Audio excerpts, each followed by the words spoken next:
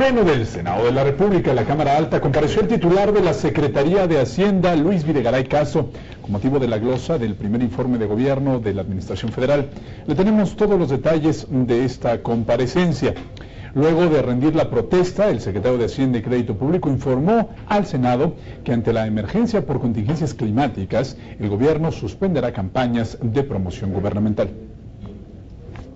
El presidente de la República ha girado una instrucción a las áreas de comunicación social del Gobierno de la República, escuchando distintas voces de la sociedad, incluyendo voces destacadas del Senado de la República, para a partir de este día suspender las campañas de difusión gubernamental, incluyendo la campaña de difusión de la reforma energética, para destinar los tiempos oficiales a difundir las acciones de rescate. Bueno, posteriormente explicó diversos aspectos del presupuesto de egresos para 2014, así como las iniciativas de reforma hacendaria. Escuchando la voz de pequeños y medianos empresarios de todo el país, se elimina el impuesto empresarial a tasa única, el IETU, y se propone eliminar también el impuesto a los depósitos en efectivo. El sistema legal del impuesto sobre la renta se simplifica con una nueva ley, no con una modificación a la ley existente. En el paquete económico se busca dar un impulso decidido al crecimiento. En primer lugar, porque las prioridades de gasto para el presupuesto 2014 están en la infraestructura, están en la educación, están en aquello que puede generar crecimiento en el corto y en el mediano y largo plazo. Al iniciar la etapa de posicionamientos de los grupos parlamentarios con representación en el Senado, el senador Manuel Bartlett Díaz del Partido del Trabajo criticó la naturaleza de la intervención realizada por el secretario federal. La comparecencia, señor secretario, es para que nos explique usted qué ha pasado en el año que han gobernado. Y ahí teníamos preparada una serie de comentarios, pero usted nos ha salido hoy con una propaganda sobre su proyecto de reforma. Bueno, por su parte, Armando Melgar Bravo, del Partido Verde Ecologista de México, habló a favor de las reformas financiera y hacendaria presentadas por el Ejecutivo. Se pronunció por un crecimiento con equidad del país y dio la bienvenida a las propuestas de medidas contracíclicas para el ejercicio fiscal 2014. Asimismo, con las acciones concretas que se han propuesto en materia de estímulo contracíclico en el paquete económico, estamos seguros de que el crecimiento habrá de acelerarse en los próximos meses hasta alcanzar su máximo potencial. Armando Ríos Peter, por su parte, quien es senador por el Partido de la Revolución Democrática, manifestó la preocupación de su grupo parlamentario en relación al ajuste del pronóstico de crecimiento realizado por la Secretaría de Hacienda y Crédito Público, que se redujo de 3.5 a 1.8%. Pues requiere por sí misma una explicación a detalle y que las senadoras y los senadores podamos tener información contundente sobre cuáles son las causas y especialmente ¿cuáles fueron las decisiones que se tomaron para llegar a esta situación? En su turno, el Partido Acción Nacional, en voz del senador Ernesto Cordero Arroyo, afirmó que el Ejecutivo Federal no ha mostrado claridad en la política económica del país y que su partido heredó al PRI una nación con muy buena perspectiva del futuro. En tan solo 10 meses, la situación se ha deteriorado notablemente. El motor interno de la economía está parado, está detenido. Por otra parte, afirmó que si no hay un cambio radical en la reforma hacendaria, el PAN votará en contra de la misma. Para finalizar con la etapa de los pronunciamientos de los grupos parlamentarios, Francisco Yunes Zorrilla del Partido Revolucionario Institucional afirmó que las reformas del Ejecutivo implican un necesario cambio de paradigmas para el país y se refirió además a los señalamientos previamente hechos por Acción Nacional. ¿De qué sirve estabilidad macroeconómica? ¿De qué sirve crecimiento económico? Si la pobreza crece como creció en los últimos 6 años. Bueno, ya en el apartado de preguntas, respuestas y comentarios, la senadora Mónica Arriola Gordillo de Nueva Alianza cuestionó al funcionario sobre la caída de los indicadores del crecimiento económico y lo que se prevé para revertir esta situación.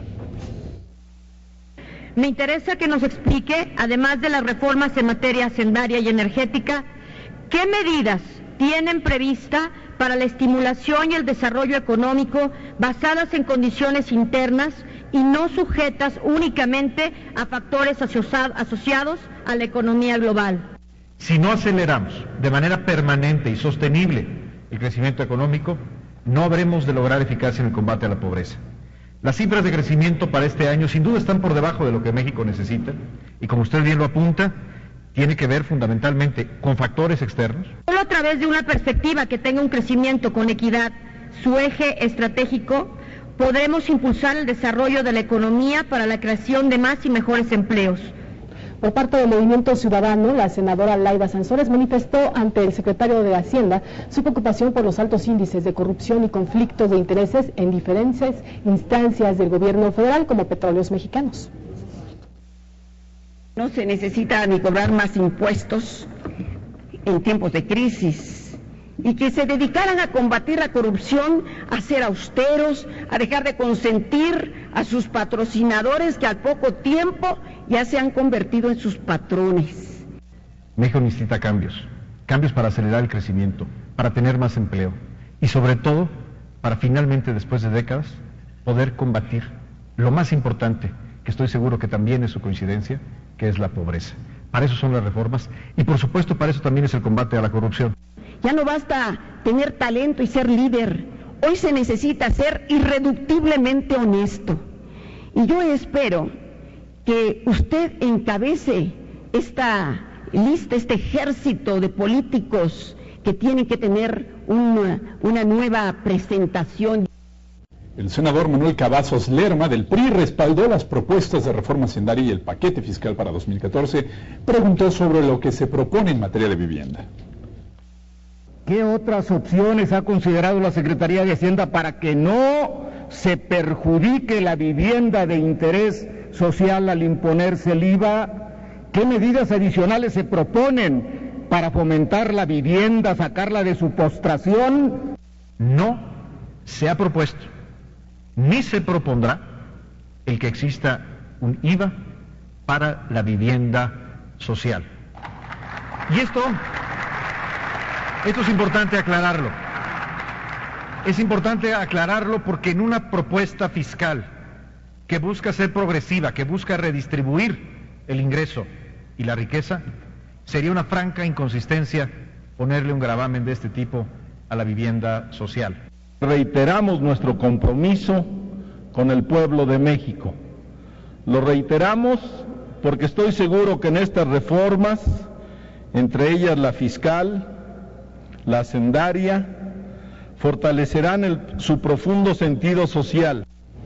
En representación del grupo parlamentario del Partido del Trabajo, el senador Marco Antonio Blázquez Salinas se pronunció por fortalecer la recaudación fiscal y lamentó que se pretenda aumentar de 11 a 16% el IVA en la frontera norte del país. Y estamos muy preocupados, todos los sectores, las empresas, las cámaras productivas, no se diga los ciudadanos que verían aumentado su impuesto en 5 puntos de un día para otro. Esa tasa reducida que se tiene en la franja fronteriza, pero también en Baja California Sur y en el estado de Quintana Roo, no está beneficiando al consumidor.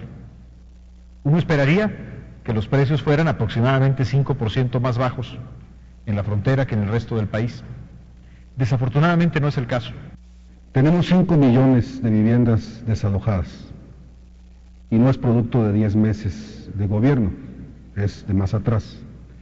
Viviendas de 38 metros cuadrados, sin sustentabilidad, a 50 kilómetros de los centros de población.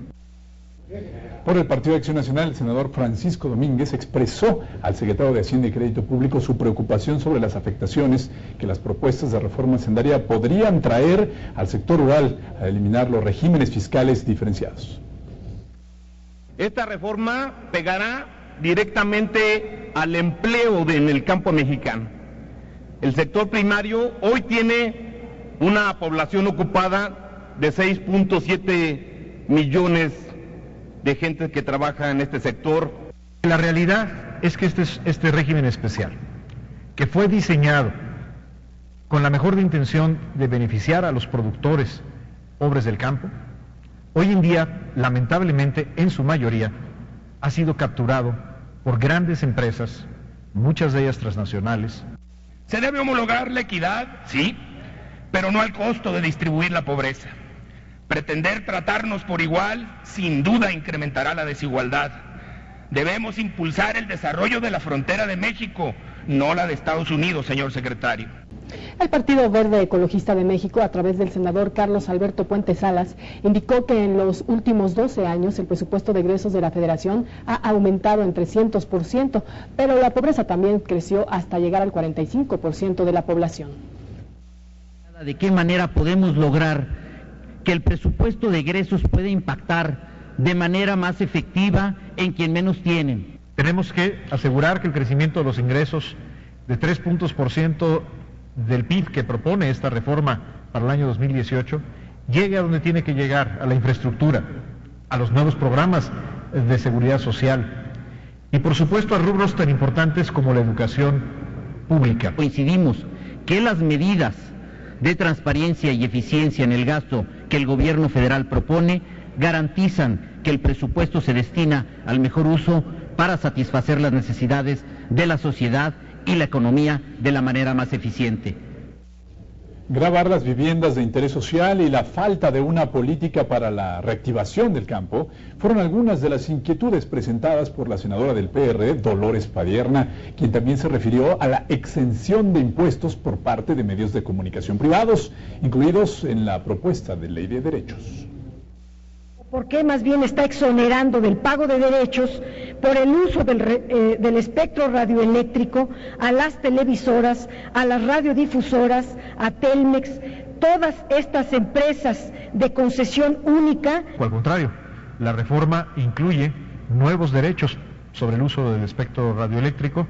En ese sentido es distinto a lo que usted señala. Eso es lo que dice el primero transitorio, o sea, se les exenta o se les condona el pago a los medios de comunicación. Solo se cobra a los medios públicos, se cobra al canal del Congreso, se cobrará a todos los públicos, no a los privados. Para finalizar con esta comparecencia, el senador presidente de la mesa directiva, Raúl Cervantes Andrade, felicitó al Pleno por el intercambio llevado a cabo. Nos felicitamos los senadoras y senadores por poder acordar un debate, por intercambiar ideas, porque ha manifestado esta legislatura madurez, comprensión, conocimiento y en ninguno de los casos hemos dejado de hacer nuestras facultades constitucionales. Además informó que la Junta de Coordinación Política aprobó elaborar un plan de austeridad y racionalidad por un monto de hasta 20 millones de pesos en favor de las comunidades afectadas por los fenómenos meteorológicos Ingrid y Manuel.